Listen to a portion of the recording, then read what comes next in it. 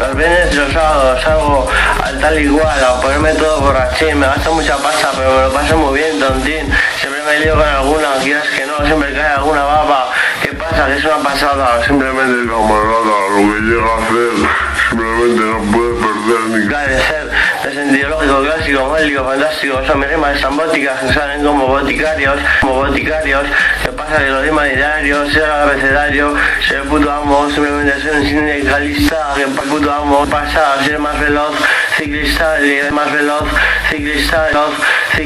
el líder más amarillo, de cepillo, chiquillo, ¿qué pasa, bro? Aquí estoy yo, hermano, simplemente por no ser un marrano, alguien asombroso, como coscuyuela, que me cago en su abuela, que me la pone muy dura, sin dentadura y sin tensura, se la meto por ahí, por la boca, y le gusta, sin dejar ni propina, es de gran alcance, se escapullo, pero esto no va por ti, va por todas las críticas en general, hijos de puta, yo os a meter sidral, que es lo único que os merecéis, las drogas y las oréis, no sabéis ni lo que son, no habéis probado speed ni coca buena en vuestra puta vida, pues simplemente es gente que es una pasada de mala,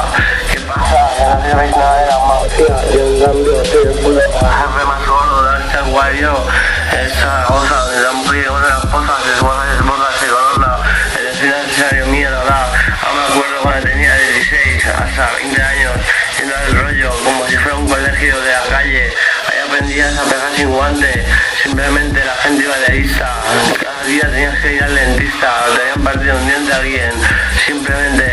hay que devolver las hostias, si no te comes todas, si no comes, te comen, si no comes, te comen, si no comes, te comen, y a mí simplemente me comen el semen, porque nadie se atrevió contra veces, si iba demasiado borracho, todos se pegaban en mi nombre, se hacía falta,